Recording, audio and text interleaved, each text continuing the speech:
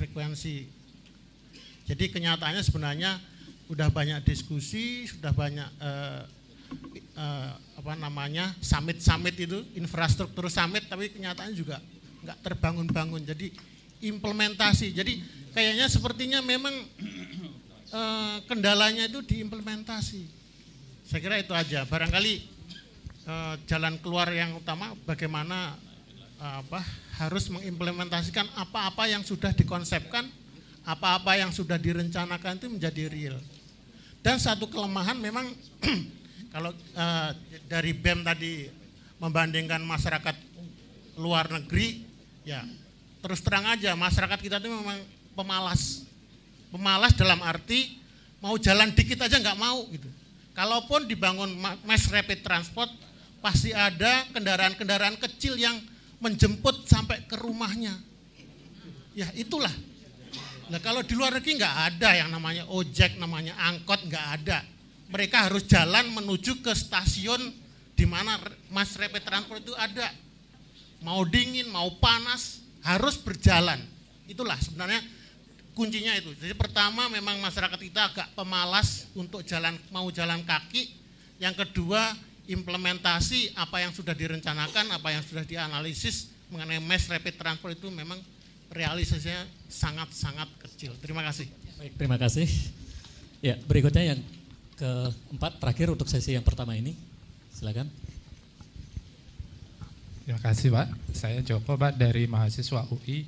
Jadi pertanyaan pertama untuk Pak Lauren Pak. Kebetulan kan sesuai dengan jargonnya Pak, aksi nyata. Nah nanti misalnya sepulang dari sini kira-kira Pak Lauren bersedia nggak Pak untuk aksi nyata misalnya dari rumah di Kalibata kemudian ke ruang rapat sidang di Senayan menggunakan public transportasi gitu Pak. Jadi sesuai dengan jargonnya Pak, aksi nyata.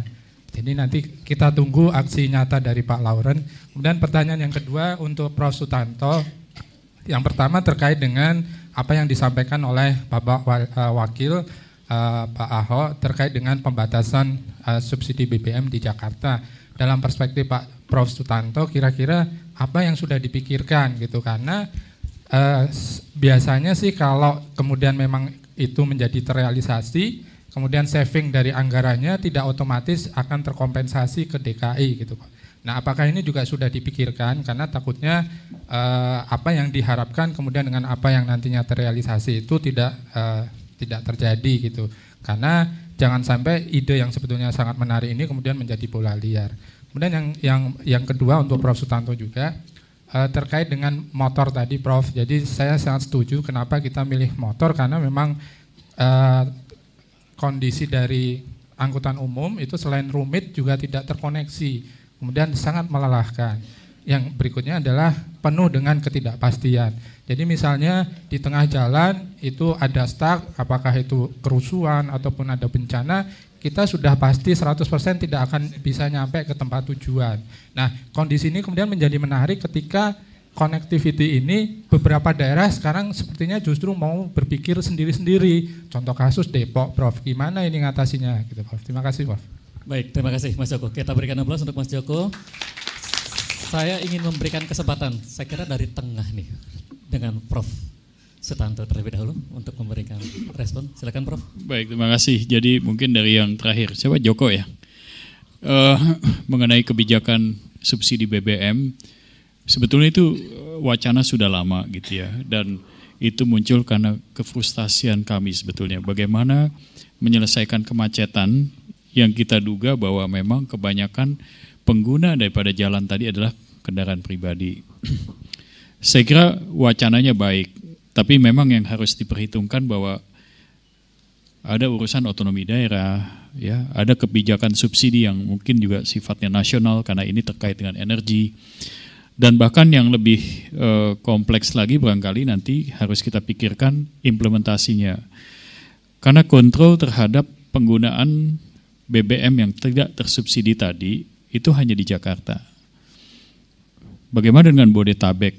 Ya, tetangga-tetangga kita yang kemungkinan dari kita yang tinggal di Jakarta ini akan sedikit banyak melipir keluar untuk membeli BBM di luar barangkali. Itu masalahnya. Tapi tadi kita ngobrol-ngobrol, sebetulnya tujuannya apa sih nyelesain macet sebetulnya? Ya, supaya kita bisa buat keberimbangan lah, bahwa pengguna kendaraan pribadi harus membayar lebih banyak daripada pengguna kendaraan umum. Karena tadi contoh soal sepeda motor yang tidak pernah bisa kita hentikan, karena memang nyata-nyata bahwa penggunaan sepeda motor itu jauh lebih mudah daripada kita menggunakan angkutan umum. Nah, ini yang jadi masalah. Kemudian bagaimana? Idenya kan kita buat dulu yang namanya angkutan umum itu terjangkau. Ini belum ngomong pelayanan ya, jadi kualitas pelayanan belum. Tapi keterjangkauan itu juga sesuatu gitu ya. Mungkin kita harus mengukur dulu dari sekian populasi orang di Jakarta ini, berapa sih mereka yang punya spending terhadap transportasinya 20% misalnya. Itu berapa persen dari total penduduk? 30%, berapa total persen penduduk yang spendingnya 30% untuk sektor transportasi aja. Saya khawatir jangan-jangan lebih dari 40, bahkan mungkin bisa sampai 50-60%, itu spendingnya sudah mencapai 40% katakan. Ya, jadi kalau kita implementasikan kebijakan seperti tadi, kita harus hati-hati juga, karena jangan-jangan nanti solusinya nggak ada gitu. Bahwa dia mau naik angkutan umum juga belum tersedia, ya, belum terjangkau, tapi juga di sisi lain kemudian mau naik kendaraan pribadi, walaupun itu sepeda motor sudah menjadi mahal gitu. Itu yang harus kita pertimbangkan baik-baik. Kalau saya barangkali memang BBM kita lihat dalam konteks bahwa kita memberikan suatu charge yang lebih tinggi terhadap penggunaan. Ya, bukan kepemilikan kendaraan. Jadi ownership doesn't matter. What does matter is the use of the vehicles itself. Gitu. Jadi kalau kita mau beli 10 mobil, silahkan, Anda tahu bayar pajak gitu ya. Ya, apakah 10 mobil Anda bawa ke kantor? Enggak, 1 mobil bawa. Begitu Anda bawa mobil tadi, menggunakan mobil tadi, Anda kena charge. Saya kira kalau konsep ini kita berlakukan untuk semuanya pengguna, dan itu memang yang paling mudah adalah BBM gitu. Tapi kemudian kontrolnya yang menjadi masalah. Bukan tidak mungkin solusi lain punya masalah. Kita juga bisa membayangkan bahwa kebijakan lain yang kita coba terapkan adalah congestion pricing. Teman-teman pasti kenal yang namanya ERP. Ya, konsepnya adalah itu marginal cost yang kita impose kepada pengguna jalan. Banyak komplain ya, karena banyak orang menerjemahkan ERP itu seperti jalan tol sebenarnya. Begitu bayar dapat pelayanan lebih baik. Sebetulnya tidak, karena konsepnya beda. Bukan kita menghitung BOK atau biaya operasi kendaraan di situ, tapi kita lebih menghitung kepada bagaimana mengurangi kemacetan.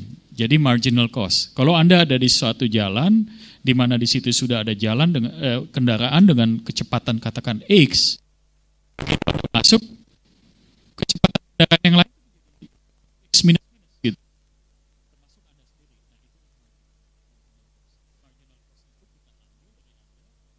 Kita charge Anda, kemudian dari charge tadi saya melakukan earmarking. Setiap rupiah yang kita pungut, kita ambil dan kita kontribusikan kembali ke sektor transportasi. Mudah-mudahan dengan itu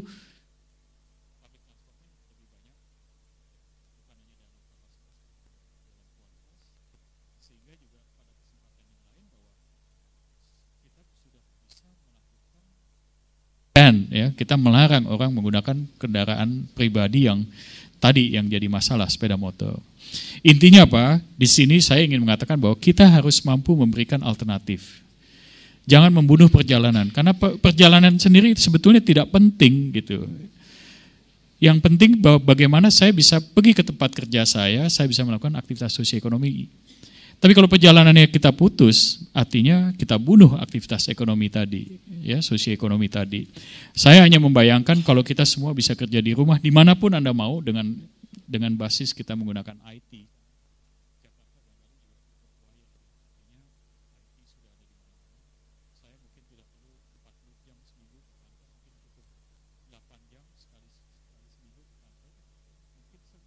Saya lakukan semua aktivitas saya di rumah dimanapun saya ada.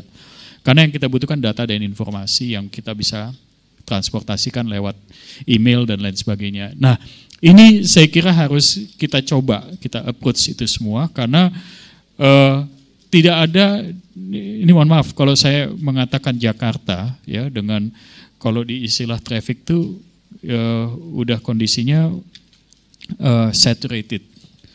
Di dalam kondisi traffic yang saturated, nggak ada satu teori pun yang bisa kita terapkan di situ, ya kecuali tadi intervensi human, ya bahwa kita melakukan intervensi terhadap tadi misalnya subsidi BBM, intervensi terhadap bagaimana kita membangun public transport dan lain sebagainya, sehingga menurunkan tingkat kemacetan atau saturated condition tadi menjadi unsaturated dan seterusnya. Sebetulnya itu yang kita inginkan. Jadi saya kira kebijakan BBM tadi salah satu solusi yang harus kita siapkan adalah justru alternatif kepada mereka yang kemudian kalau kita pikir dia one day dia give up dengan kendaraan pribadi karena mahalnya BBM. Karena yang kita pricing bukan hanya BBM loh. Nanti kita pricing juga dengan apa yang namanya parkir misalnya. Parkir itu menjadi begitu mahal buat setiap pengendara kendaraan pribadi. Ya, tujuannya apa? Supaya mereka lari dari kendaraan pribadi ke angkutan umum. Kemudian pertanyaannya, angkutan umumnya seperti apa? Kapasitas, ya, kualitas. Yang lebih penting tadi saya ingin mengatakan keterjangkauan. Ya. Dulu ekstrimnya kita ngomongnya, udah deh yang namanya BBM nggak usah disubsidi, tapi angkutan umum gratis. Jadi nggak ada excuse lagi kalau kemudian gubernur mengatakan nggak ada lagi orang menggunakan kendaraan pribadi di jalan-jalan tertentu karena kita menyediakan semua angkutan umum di situ. Ya silahkan menggunakan. Kalau Anda keberatan, kenapa keberatan? Wah mahal, enggak gratis kok gitu. Saya ingat Pak Wagub juga punya pemikiran yang juga cukup ekstrim. Misalnya apa? Berpikir bahwa nanti mungkin udah tahu ya kita mendatangkan bus-bus pariwisata, bus tingkat. Ya, yang tujuan memang untuk turis ke kota tua dan lain sebagainya. Tapi lebih daripada itu pemanfaatannya, utilisasi daripada itu. Pada saat misalnya kita melakukan congestion pricing tadi, bahwa kita melarang penggunaan katakan sepeda motor di jalan-jalan atau di koridor congestion price tadi, bagaimana dengan mereka? Ya mereka silakan naik angkutan umum. Kalau mereka keberatan dengan mahalnya angkutan umum yang katanya Transjakarta, barangkali kita bisa menjemput mereka dengan bus-bus tingkat tadi gitu loh, for free, gratis. Walaupun masih ada dispute barangkali karena plat nomornya hitam, kemudian juga Kementerian Perhubungan mengatakan nggak ada tuh angkutan umum yang platnya hitam, ya, yang ada kuning. Padahal barangkali definisi angkutan umum juga harus kita elaborasi lagi gitu ya, karena yang namanya plat kuning pasti melakukan transaksi, ya, transaksi tarif. Tapi kalau kita menjemput tadi penumpang-penumpang atau calon-calon penumpang yang kehilangan kemampuannya, ya, kehilangan kapasitas dari pelayanan angkutan publik, maka itu suatu bentuk rescue juga gitu ya, bahwa bus tingkat tadi menjemput mereka yang tidak terlayani. Ini suatu terobosan-terobosan yang tentunya menjadi alternatif karena memang ngurusin Jakarta yang public transportnya saya kira sudah sekian lama tidak dibangun dengan baik. Ini juga bukan barang mudah.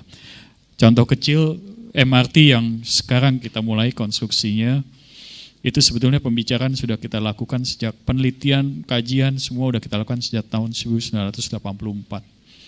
Ya, jadi saya membayangkan nanti tahun ini berarti kita udah 30 tahun ngomongin MRT yang tujuannya cuma ingin membangun 15 km, nanti selesai 2018, ya. Tapi ujung-ujungnya 15 km kita pinjam dari negara lain gitu loh. Saya hanya membayangkan banyak ahli transport barangkali atau lingkungan menghitung semua loss yang terjadi dengan inefisiensi penggunaan kendaraan pribadi, katanya mencapai 40-50 triliun per tahun. So, kenapa minjem 15 triliun sama Jepang? Kalau kita bisa stop loss yang sebesar itu. Ya, saya membayangkan kalau 1 triliun tiap kilometer kita bangun dengan angka 1 triliun 40-50 triliun itu kita efisienkan, kita bangun MRT tadi dengan uang sendiri. Jadi kira-kira seperti itu konsepnya kita harus berpikir bahwa jangan membunuh perjalanan orang, karena perjalanan itu sendiri adalah byproduct. ya, bahwa dia melakukan karena dia harus berpindah tempat. Pindah tempatnya penting, sebetulnya nggak penting, tapi harus dia lakukan karena spasial. Ya, yang kedua tadi apa ya? Pertanyaan saya, mohon maaf, yang selain mengenai kebijakan BBM tadi, Anda punya dua pertanyaan. Saya kira tadi datang juga dari Pak Azul, saya kira tentang kepastian layanan transportasi terkait angkutan umum. Ya, saya begini ya, kalau teman-teman mau lihat public transport yang ada di Jakarta itu, seberapa banyak yang betul-betul memiliki dedicated infrastructure. Maksud saya dedicated itu seperti kereta yang dilayangkan itulah. Ya, barangkali hampir nggak ada. Ya, hampir semuanya rely terhadap yang namanya infrastruktur jalan. Rasio jalan terhadap luas wilayah DKI cuma 6,4%. Idealnya berapa? Saya nggak tahu idealnya berapa. Banyak faktor menentukan. Tapi kalau kita pergi ke Singapura, ya, negara yang penduduknya cuma separuh kita, cuma 5 juta, ya, public transportnya sangat baik, ya, macetnya masih ada sedikit-sedikit, tapi road ratio-nya sudah mencapai 12%. Ya, jadi bisa kita bayangkan mengejar 12% tadi. Sangat sulit. Kalau saya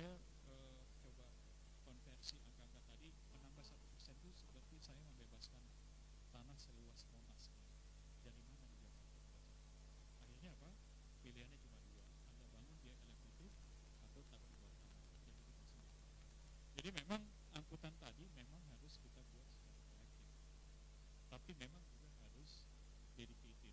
Artinya apa? Kereta yang namanya loop line atau yang circular line pun itu masih punya banyak persimpangan sebidang. Jadi kereta itu juga harus berhati-hati begitu frekuensinya tinggi. Tadi seperti Bapak bilang, kalau frekuensinya tinggi, Pak, mungkin pintu kereta harus ditutup sepanjang masa. Saya nggak bisa buka tutup tiap 2 menit. Pasti kecelakaan seperti Bintaro yang terjadi. Jadi memang harus ada batasnya gitu loh. Ya, kalau kita cuma menambah gerbong dan lokomotif mudah Pak, procure aja semuanya. Tapi kalau saya tidak menambah 1 meter pun rel, ya itu yang terjadi. Frekuensi tinggi, pintu buka tutup nggak jegos. Orang Jawa bilang nggak jegos tuh. nggak baik. Akhirnya terjadilah kecelakaan seperti itu. Jadi memang intinya apa? Pelayanan yang paling baik adalah pelayanan dedicated infrastrukturnya. Seperti busway kita buat jalur khusus. Itu pun kita dimarahin banyak orang. Dulu saya ingat waktu Menteri Lingkungan Hidupnya Pak siapa? Bukan. Sony Keraf. Ya. Saya dimarahin sama beliau. Karena apa? Saya waktu menempatkan busway di Sudirman Tamrin, melihat bahwa ada tersisa 2 lajur. 2 lajur di sepanjang Sudirman Tamrin untuk yang non-busway. Padahal 2 lajur tadi saya lihat banci gitu ya, mungkin 2,5. Sehingga apa? Saya memotong sedikit. Ya, ada median di jalur lambat itu yang saya, oke, kita lebarin dikit, ya memang sedikit banyak motong pohon, nggak semuanya, ada sebagian. Habis kita dia.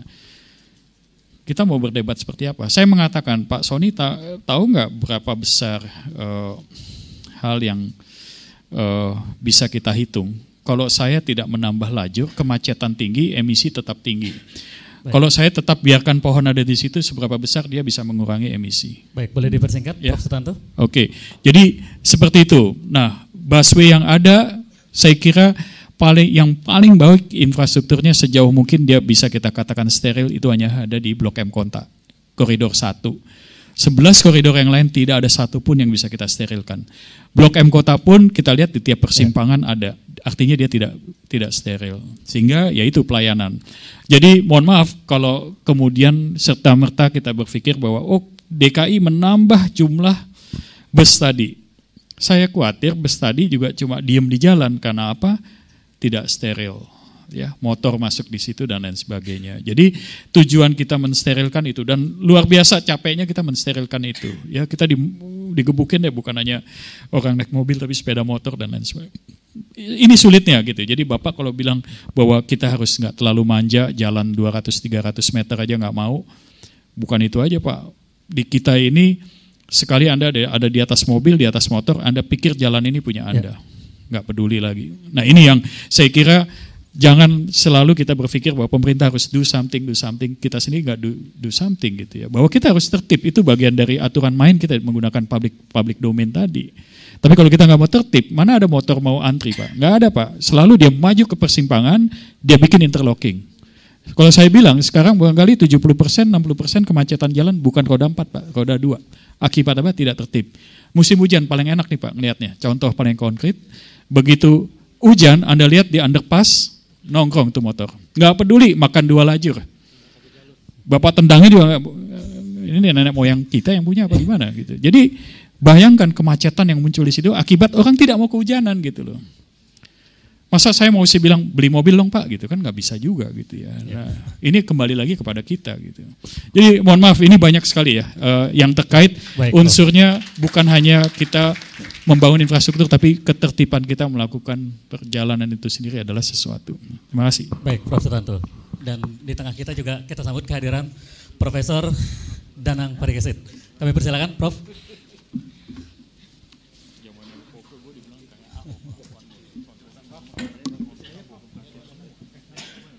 Gue udah mesti minggir nih, lu duduk sini gue.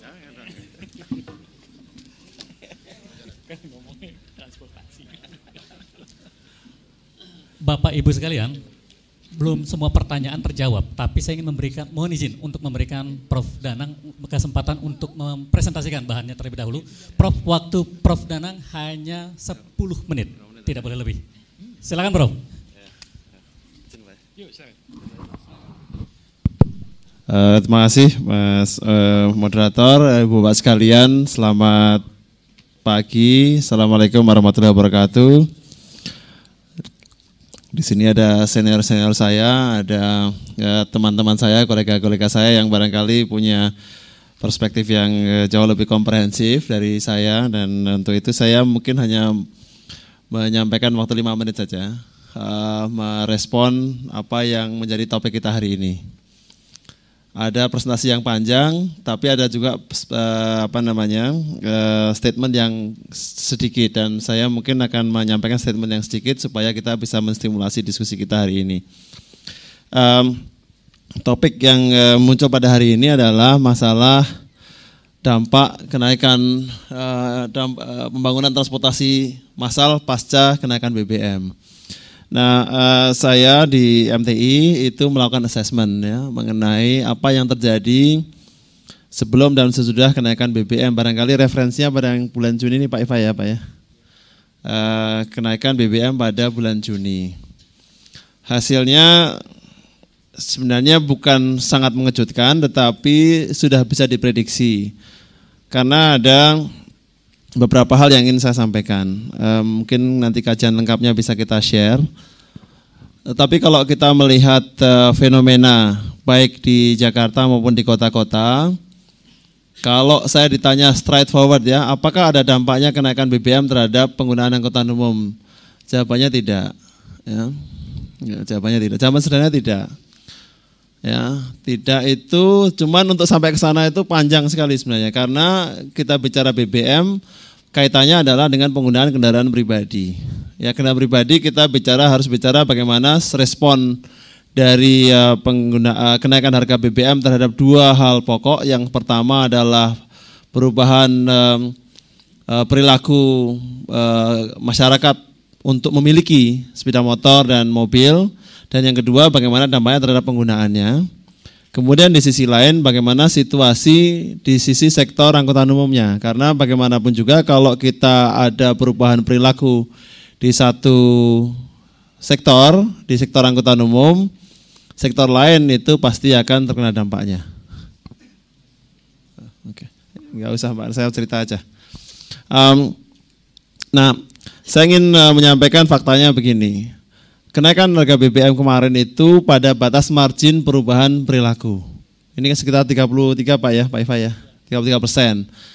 Ya rata-rata. Dan dari hasil kajian kita, historical data mengenai tahun 90 hingga tahun 2012, untuk perubahan berbagai kenaikan BBM dan keinginan orang untuk membeli, itu kalau kita bicara kenaikan BBM di bawah 30%, ini tidak ada perubahan perilaku pembelian sepeda motor. Keep growing pada rate yang kira-kira hampir sama. Artinya apa? Artinya perubahan kenaikan BBM kalau kita ingin mempengaruhi perilaku harus di atas 30%. Ini sedikit di atas 30%. Jadi kita masih agak ragu-ragu apakah perubahan yang terjadi di masyarakat ini karena perubahan harga BBM atau tidak. Jadi ini faktanya. Dan ini kemarin pada waktu kita seminar di Jogja Pak ya. Di Jogja rekan saya, Saudara Rimawan Pradiptyo mengatakan dia ahli behavioral economics, dia mengatakan any price yang ingin melibatkan perubahan behavior, perubahannya harus di atas 1/3, 33%. Baru kita bicara perubahan perilaku masyarakat baik untuk mengkonsumsi atau membeli sepeda motor maupun untuk merubah perilaku perjalanan mereka. Jadi ini pada saat yang dinaikkan ini margin ya, pas betul ya pada 33%. Nah sehingga menimbulkan keraguan pada kita pada saat kita melakukan analisis apakah betul-betul terjadi perubahan perilaku masyarakat dengan adanya kenaikan BBM ini. Ini yang paling penting yang ingin kita lihat sebenarnya pada saat pemerintah mengurangi subsidi BBM. Itu yang pertama. Yang kedua, ada yang kita namakan dengan inersia. Ya, inersia itu begini, kelembaman. Pada saat kenaikan BBM sebelumnya, kita melakukan tracking, Pak, terhadap minat orang untuk melakukan perjalanan dan melihat perubahan perilaku perjalanan masyarakat. Nah, inersia ini terjadi kira-kira Pak, kelembaman itu sekitar 1 tahun. Sehingga mungkin kita perlu seminar lagi 6 bulan lagi Pak. Pak Iva, jadi mungkin ada kesempatan lagi kita seminar lagi Pak Tri. Nah gitu ya. Untuk betul-betul melihat apakah memang perubahan perilaku masyarakat untuk mengurangi perjalanan, bukan kepemilikan ya, itu tidak kembali. Nah, jadi mereka kalau kita lihat perilaku perubahan perjalanan, volume maupun panjang perjalanan itu begini Pak, gini turun kemudian naik lagi. Itu yang terjadi pada kenaikan sebelumnya. Nah, itu proses kembalinya itu kira-kira 1 tahun Pak, stabilizing ekonomi ya. Dan barangkali ini juga menjadi penting menarik pada saat ekonomi kita juga situasi tahun 2014 prediksinya katanya slower growth ya. Ini yang juga sangat menarik untuk kita pelajari bagaimana perubahan harga BBM ini selama 1 tahun itu betul-betul kita amati. Dan saya nggak tahu apakah kawan-kawan saya di Kementerian Perhubungan maupun barangkali di DKI melakukan tracking yang sama mengenai perubahan perilaku ini. Nah, kami sendiri dengan data yang terbatas itu melakukan analisis dan ternyata tadi ada unsur kelembaman yang barangkali lag time-nya kira-kira 1 tahun. Nah 1 tahun nanti harus kita track lagi apakah betul-betul akan kembali kepada pola semula. Itu yang kedua. Yang ketiga yang kita lihat adalah masalah ruang fiskal Pak. Ini saya juga waktu di Unsri kan kita juga diskusi Pak, ruang fiskal baru akibat pengurangan subsidi ini kan sekitar 50 triliun kalau saya nggak salah. Dan berapa banyak dari pengurangan subsidi itu, ruang fiskal baru itu kembali ke sektor transportasi. Nah kalau bisa dikatakan sangat sedikit, mungkin bisa dikatakan tidak ada.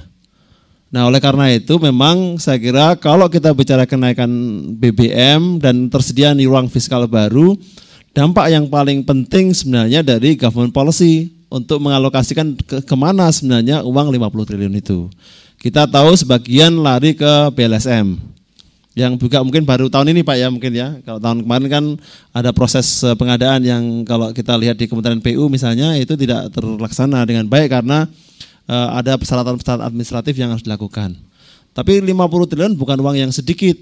Kalau tadi Pak Mas Tanto mengatakan butuh 19 triliun ya Mas Tanto untuk bangun MRT. Atau butuh 14 triliun ya sekarang ya untuk bangun MRT Jakarta.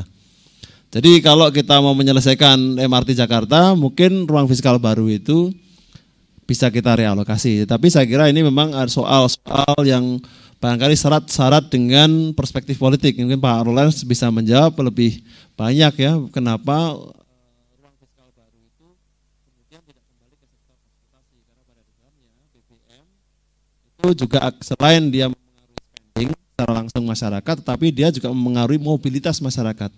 Mobilitas masyarakat ini tidak boleh kita kompensasi Pak. Karena mobilitas itu akan mempengaruhi pertumbuhan. Nah kalau mobilitas kita tekan, pertumbuhan pasti akan turun Pak. Dan oleh karena itu sangat menarik sekali apa sebenarnya yang dilakukan pemerintah dengan penggunaan ruang fiskal baru. Dan ternyata kalau kita lihat realokasi anggaran pada saat penyusunan